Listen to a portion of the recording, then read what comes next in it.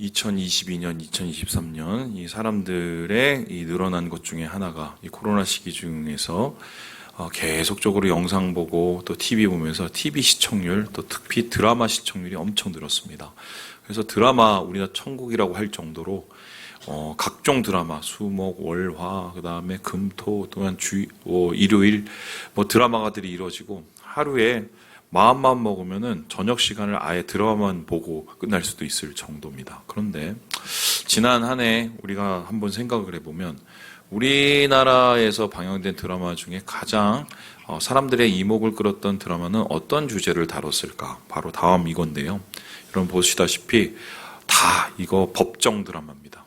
변호사도 나오고 군 검사도 나오고 또한 무슨 판사도 나오고 거의 제가 대충 세보니까 전체 드라마 중에 한 30% 이상이 법정 드라마더라고요. 왜 이렇게 사람들이 법정제 드라마에 열광을 할까 생각을 해보면 사실 우리나라 최초로 이제 법정 드라마가 방영된 게 1980년도에 있는 MBC에서 방송된 홍변호사라는 이 드라마인데 여러분 기억나시는 분 거의 없죠? 왜냐하면 그때만 해도 이것이 그렇게 큰 반향을 일으키진 않았습니다. 근데 이제 최근에 와서 사람들이 이 법정 드라마에 관심을 갖는 이유가 무엇입니까? 이 법정 혹은 그 드라마에서는 현실과 다른 무엇이 이루어지고 있기 때문이죠. 여러분 아시겠지만 우리나라 예전에 유전무죄, 무전유죄 이런 얘기를 하면서 소위 말해서 인질극을 벌인 그런 분들 기억나실 겁니다. 그 말이 여지껏 많은 사람들에게 회자가 되는 이유가 뭡니까? 그 말이 생각을 해보니까 그렇게 틀린 말이 아니었던 것 같은 거죠. 그래서 법이라는 것은 공평해야 되고 법이라는 것은 형평성에 분명히 맞아야 되는데 우리가 사는 세계에서는 오히려 어떻습니까? 돈이 많은 사람이 무죄를 받거나 아니면 집행유예를 받아서 나오고 아니면 별로 이건 아무것도 아닌 죄 같은데 한 3년형을 살고 대표적인 것으로 제가 알기로는 배고파서 빵 훔쳐갖고 몇 년형 살고 오신 분 예전에 얼마 전에 얘기 나왔죠. 이런 도대체 형평성이 안 이루어진다는 거죠. 그리고 이 정치인들 중에서도 소위 말해서 이제 법률가 출신의 정치인들이 있죠. 변호사도 있고 또한 검사도 있고 지금 우리나라 지난 대선을 보면 검사와 변호사의 싸움이었습니다. 그죠? 그 이유를 보면은 사람들이 법에 질리고 법에 실망을 했음에도 불구하고 법에 굉장히 일말의 기대감을 절대로 버리지 못하고 있다. 왜냐하면 이 세상의 부당함과 이 세상의 불의와 또 불공정을 해결할 수 있는 게 사람 생각에는 힘은 안 되니까 법이라도 이게 제대로 발휘되면 되지 않을까?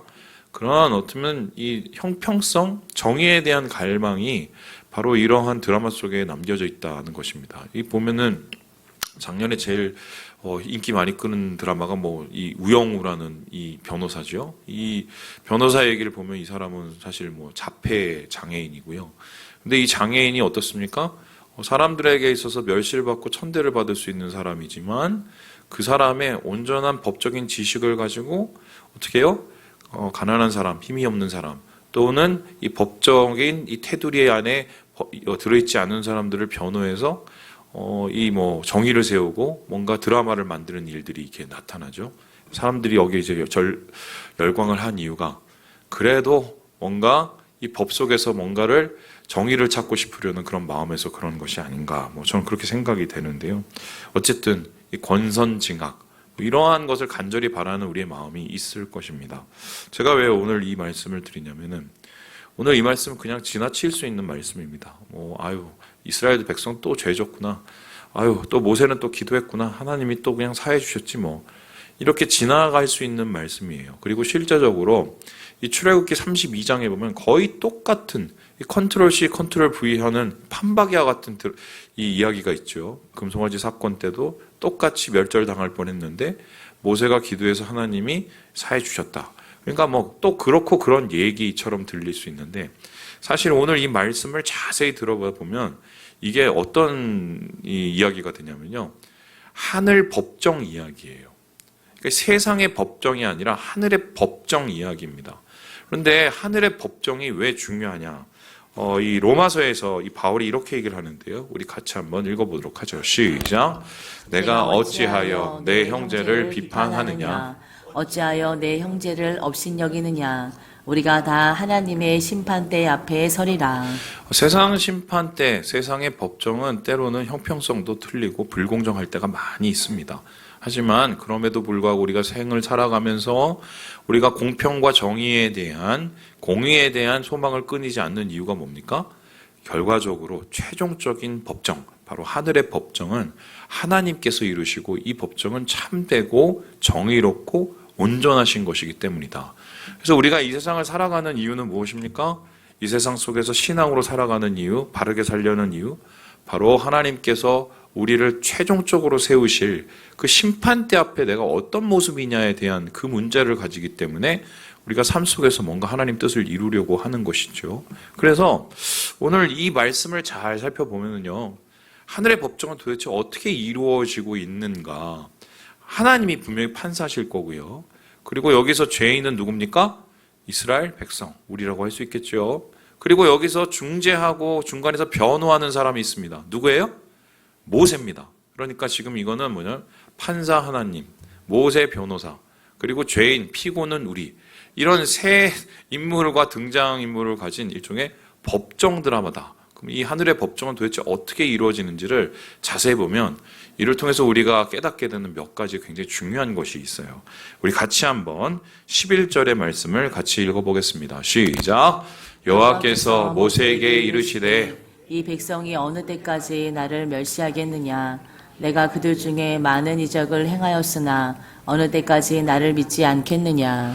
하나님께서 이스라엘 백성을 소환하십니다. 그들의 죄죠. 그들의 죄목은 무엇입니까? 두 가지를 얘기를 들고 있는데 나를 멸시했다, 나를 불신했다라는 것입니다. 그렇다면 멸시와 불신 이게 도대체 어디서 비롯된 말씀일까요? 앞에서 보았듯이 가데스 바네에서 있었던 이야기입니다. 쉽게 설명하면 이렇습니다. 이스라엘 백성들 가나안 입구에서 이제 들어갈 일, 싸울 일만 남고 정복해서 누릴 일만 남았는데 하나님께서 들어가라고 하니까 안 들어갔습니다. 못 들어간다고 얘기했습니다. 그 이유는 뭡니까? 정탐꾼 보내서 정탐꾼 이야기를 들어보니까 만만치가 않은 거예요. 근데 하나님께서 분명히 가라고 하신 이유는 만만치 않은 곳에서도 하나님께서 그곳을 가능하게 하시는 분명한 도우심이 있음을 믿으라는 것이었는데 이스라엘 백성 못 믿겠다는 거지요. 그리고는 하나님의 마음을 완전히 바꿀 만큼 하나님의 명령을 완전히 무시할 만큼 그들은 하나님에 대해서 반역을 저지릅니다. 어떤 반역이었습니까?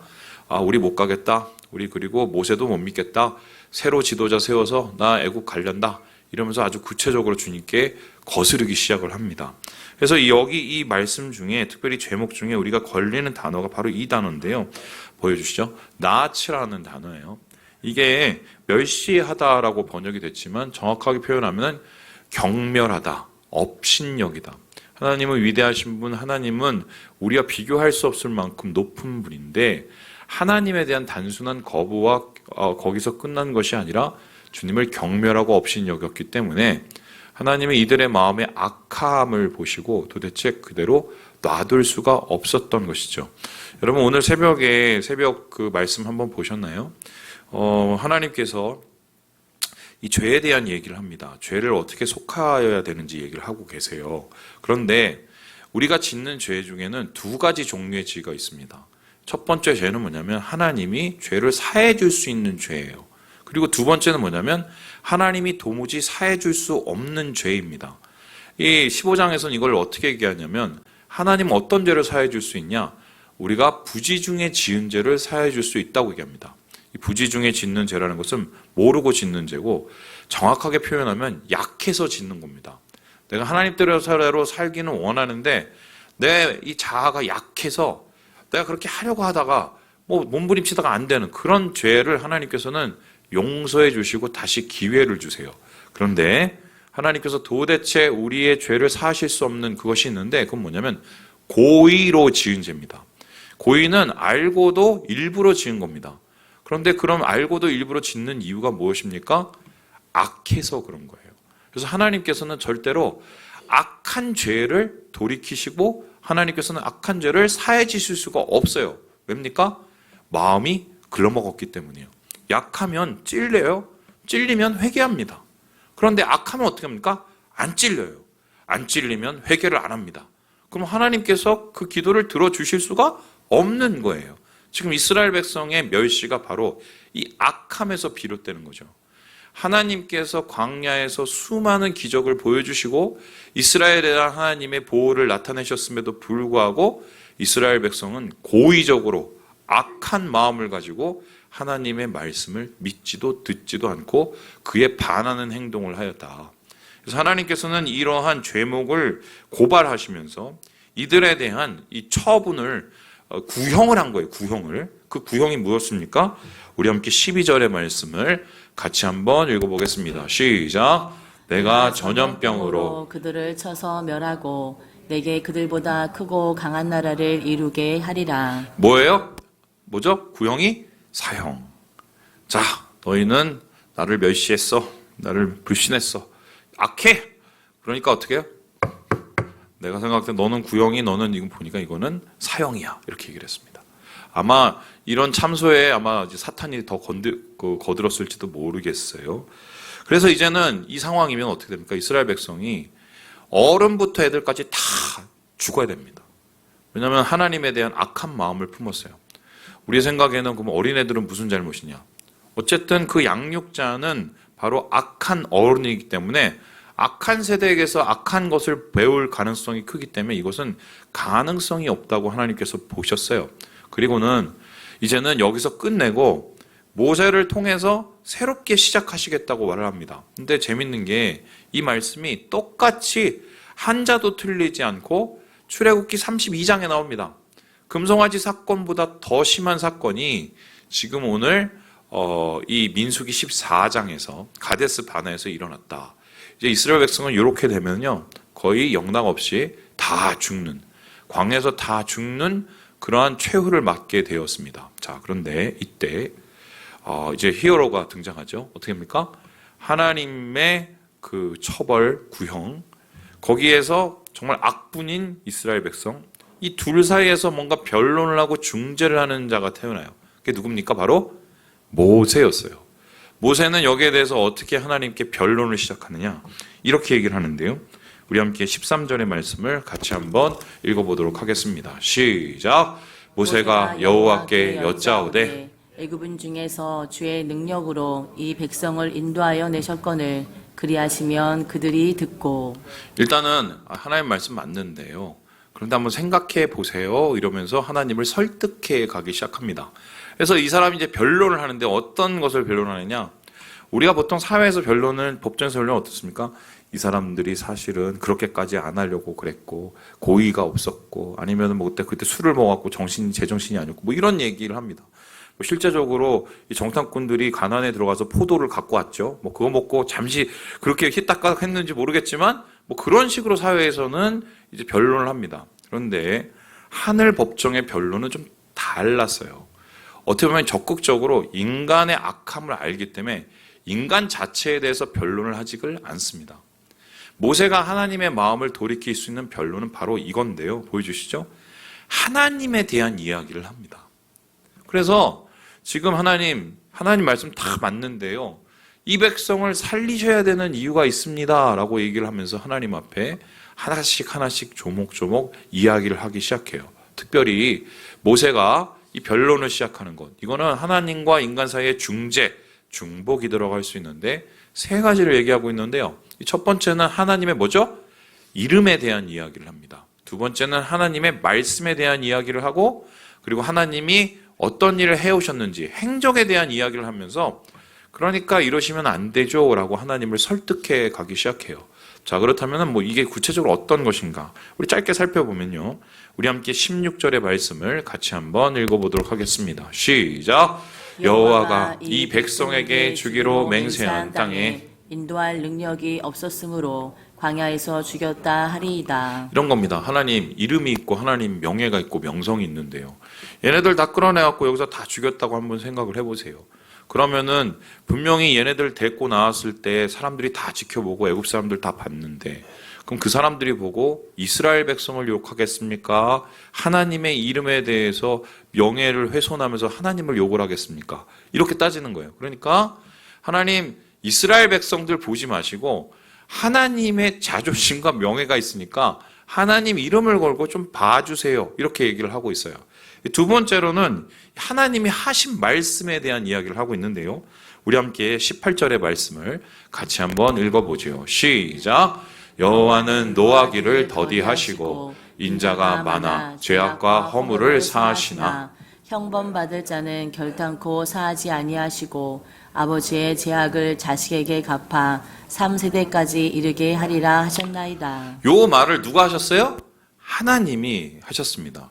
재판을 할 때 판례라는 게 있잖아요. 그리고 이 사람이 했던 뭐 녹취 이런 거 하지 않습니까? 그런데 이 법정에서는 모세가 하나님이 옛날에 이스라엘 백성에게 하셨던 말을 계속 회고하면서 그걸 가지고 변론을 하고 있어요. 하나님이 맞아요. 하나님이 뭐 형벌을 주죠. 그리고 그 죄악을 하나님이 소멸하시는 분도 맞습니다. 하지만 하나님 어떠신 분입니까? 하나님 노하기를 더디하시는 분이시잖아요. 하나님 자비와 인자가 많으신 분이시잖아요. 그래서 하나님 죄악과 허물을 사해 주시는 분 아니십니까? 주님이 그렇게 우리에게 얘기했습니다. 사실 이 사람들 주고 마땅한 죄를 졌지만 하나님이 얘기하신 게 있으니까 하나님의 말씀은 권능이니 그 권능대로 말씀대로 이 백성을 사하셔야죠. 주님의 말씀이 있잖아요. 이러면서 하나님의 말씀을 이제 예로 들어서 하나님의 마음을 이제 공략하기 시작해요. 그리고는 이제 세 번째로 이제 하나님 앞에 하나님의 행적에 대한 이야기를 하는데요. 우리 함께 19절의 말씀을 한번 같이 읽어볼까요? 시작. 구하옵나니 주의 인자의 광대하심을 따라 이 백성의 죄악을 사하시되 애굽에서부터 지금까지 이 백성을 사하신 것 같이 사하시옵소서. 하나님 이때까지 말로만 하고서 그런 게 아니잖아요. 말로 하시고 이때까지 계속해서 용서해 주셨습니다. 어떻게 용서를 해 주셨습니까? 애굽에서부터 시내산 가서 여기 올 때까지 계속해서 하나님 용서해 주시고 인자를 베풀어 주셨는데 왜 그렇게 쭉 해오시다가 맥락이 있지 이제 돌이켜서 여기서 끝 하시면 이게 앞뒤가 안 맞아요. 그러니까 하나님의 이름을 위해서 또 하나님의 하신 말씀 때문이라도 그리고 하나님 이때까지 하신 행적 때문이라도 이 사람들 사해 주세요 라고 이야기를 합니다. 자, 이 얘기가 어떻게 보면 하나님의 음성과 하나님의 마음을 어떻게 움직였는지 모르겠지만 이 이야기는 결국 어떻게 끝납니까? 하나님께서 자기의 판결을 돌이키세요. 자기의 판결을 돌이키셔서 이 백성에 대한 죽음, 이 백성에 대한 사형 구형을 이제 면하게 하십니다. 그런데 우리의 생각으로는 여기서 금송아지 사건 때처럼 그래 다 면하게 오케이 단지 책임자만 찾아서 책임자만 없애자 뭐 이렇게 할 수도 있었을 텐데 오늘 말씀을 보니까 그렇지가 않아요. 좀 뭐랄까요? 분명히 하나님이 용서는 해주시는데 용서하는 것에서 끝나는 것이 아니라 하나님께서 책임은 묻고 있습니다. 용서는 하는데 책임을 묻는다. 이게 어떤 뜻이냐면요. 이런 겁니다. 그 말 자체, 그들의 한 행동 자체는 죽을 수밖에 없지만 그 죽음에 대한 것은 면하게 해 주시되 최소한 자기가 한 행동과 말에 대한 그 열매가 무엇인지는 깨닫게 해주시는 일종의 교육의 차원이었는데요. 우리로 따지면 이런 겁니다. 뭐 예를 들어서 이 사람 원래 뭐 징역 한 7년, 뭐 6년 받아야 되는데 사회봉사 몇 년 이런 것처럼 지금 사회봉사를 받도록 이스라엘 백성들에게 허락을 하신 거예요. 그런데 그 사회봉사를 받는 하나님의 최종적인 주문을 이제 하나님께서 읽으시는데 그 주문을 우리가 읽어보면 좀 경악스러워요. 우리 한번 같이 우리 28절의 말씀을 같이 한번 읽어보도록 하겠습니다. 시작. 그들에게 이르기를 여호와의 말씀에 내 삶을 두고 맹세하노라. 너희 말이 내 귀에 들린 대로 내가 너희에게 행하리니. 지금 보니까 첫 번째로는 이스라엘 백성을 향해서 판결을 내리시는데요. 어떻게 판결을 내리십니까?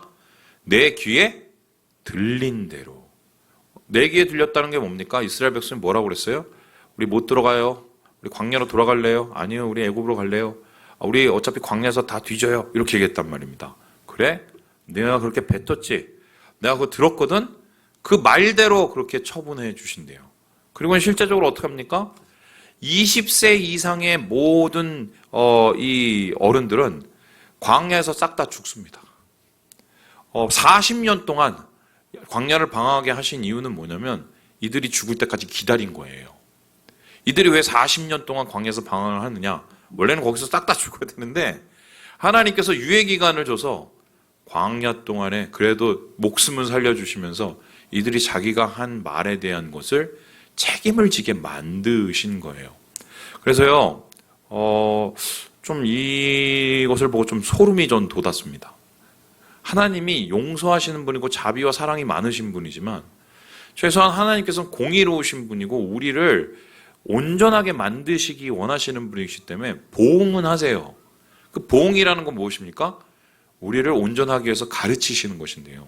이스라엘 백성은 그 이후에 40년 동안 자기가 뱉은 말의 열매가 무엇인지를 뼈저리게 느끼면서 아마 하나님 앞에 어떤 마음으로 살아갔을지를 우리가 한번 예상해 볼 수 있겠어요. 그런데 이렇게 40년 동안 죽어야 되는 이스라엘 백성들, 광야에서 사라질 이스라엘 백성들 중에 유일하게 살아남은 사람들이 있습니다. 그 누굽니까? 여호수아와 갈렙이었어요. 근데 여호수아 갈렙에게는 어떻게 처분을 하셨냐? 우리 함께 24절의 말씀을 같이 한번 읽어보도록 하겠습니다. 시작! 그러나 내 종 갈렙은 그 마음이 그들과 달라서 나를 온전히 따랐은즉 그가 갔던 땅으로 내가 그를 인도하여 드리리니 그의 자손이 그 땅을 차지하리라. 여호수아 갈렙은 광야에서 40년은 지내되 어떡합니까? 나중에 가나안에 들어가게 해주겠다고 합니다. 그리고 실제로 하나님께 약속을 받았던 그 헤브론 땅을 갈렙에게 주기로 약속을 하십니다. 그렇게 된 이유가 무엇입니까? 그들이 말을 했거든요. 그 땅은 바로 하나님이 주신 우리의 땅입니다. 분명히 그 사람들은 강합니다. 우리보다 큽니다. 하지만 우리의 밥입니다. 왜인가요? 하나님이 우리와 함께 하시기 때문에. 그러니까 우리 올라갑시다. 이길 수 있습니다.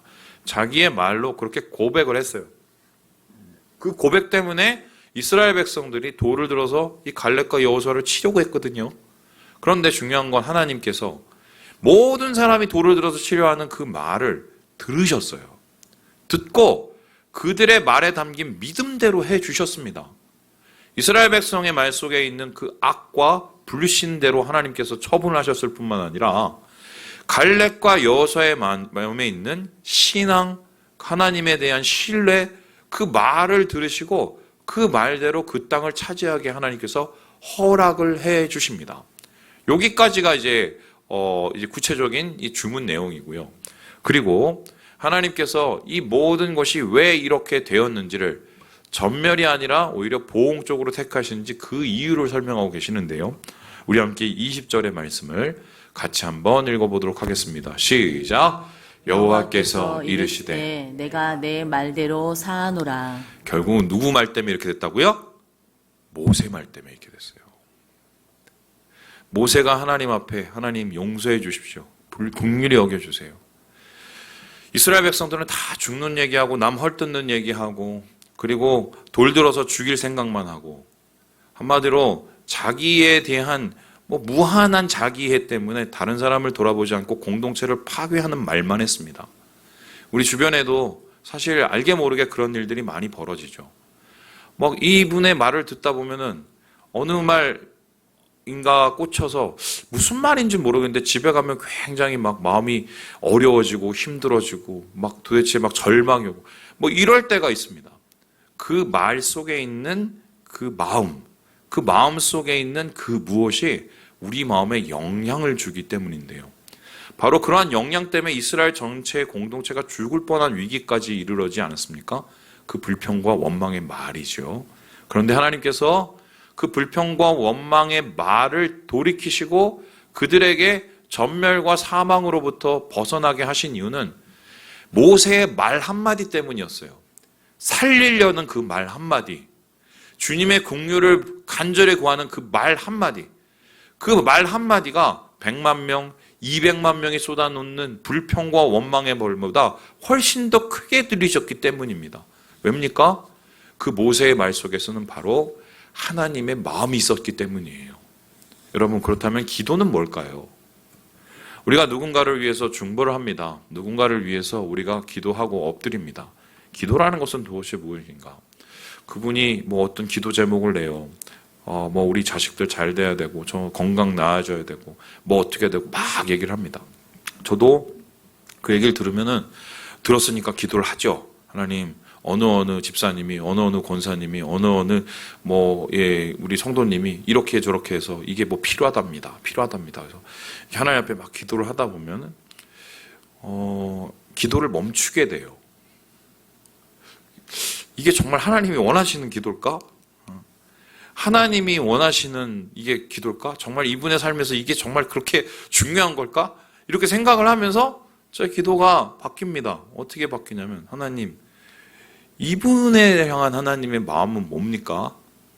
이분이 살기 위해서 필요한 게 뭡니까? 이분의 영혼이 다시 회복되기 위해서 필요한 게 뭡니까? 그렇게 하나님께 마음을 구해요. 그럼 하나님께서 마음을 주시죠. 그리고 그 마음에 주신 그 말씀을 가지고 하나님 앞에 올려드리거든요. 바로 모세는요, 그걸 알았어요. 남 다 죽는 말 하고, 죽이는 말 하고, 남 다 해치는 말 하고, 자기를 파괴하는 말을 할 때 살리는 말 합니다. 생명의 말을 합니다. 구하는 말을 해요. 거기에 주님의 마음이 있었기 때문이에요. 기도는 이렇게 하는 거예요. 주님의 마음, 주님이 우리를 살리려시는 그 마음, 이스라엘 백성을 불쌍히 여기시는 그 마음, 하나님께서 이러한 파국 속에서도 뭔가 새로운 것을 준비하시는 그 마음이 있어야 기도가 됩니다. 그 마음이 없으면 어떤 기도를 쏟아놓더라도 하나님의 마음을 움직일 수도 없고 영혼들을 살릴 수가 없어요. 자, 그러면 그 마음은 도대체 어디로부터 시작이 됐습니까? 우린 잘 알죠? 사랑하지 않으면 그 마음은 도대체 구할 수가 없어요. 그래서 저는 좀 단호하게 얘기하고 싶은데, 어떤 말씀을 하시잖아요. 뭐 교회에 대해서, 어떤 사람에 대해서, 저도 그런 실수하지만 먼저 한번 여러분 마음에 물어보세요. 내가 그 영혼을 정말 사랑하는가? 내가 정말 우리 교회를 사랑하는가? 내가 정말 이 공동체의 마음을 가지고 있는가? 그 마음 없으면 막말하지 마세요. 주님이 듣고 계세요. 먼저 그때는 마음부터 구해야 돼요.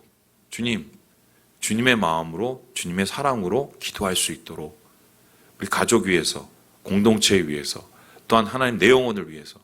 그 마음을 구할 때 모세에게 주신 이 하나님의 놀라우신 이 역사의 말씀, 내가 내 말대로 하겠다. 내 말대로 하겠다. 내 말대로 사하고 내 말대로 살리겠다는 하나님의 놀라우신 응답의 역사를 받게 된다. 그래서요, 조윤산 목사님이 이런 것에 대해서 이렇게 얘기를 하는데요. 우리 같이 읽고 마무리해 보도록 하겠습니다. 시작. 말이 힘이 있는 것은 말 자체에 능력이 있기 때문이 아니다. 사람의 말을 들으시고 그것을 행하시는 하나님이 계시기 때문이다. 오늘도 하나님은 우리가 하는 말을 들으신다. 그 말이 하나님의 귀에 들린 대로 우리에게 행하신다. 이것이 당신에게는 기쁜 소식인가 아니면 슬픈 소식인가? 예, 모세의 이 말, 하나님 앞에 올렸던 이 말, 이 마음, 이 기도 들으시고요. 오늘 우리 가운데 그것에 대한 회복, 그런 기도에 대한 우리의 소망, 그것으로 우리가 다시 살아나는 능력을 누리시는 우리 모든 형제 자매들 되시길 주님의 이름으로 축원합니다. 기도하겠습니다.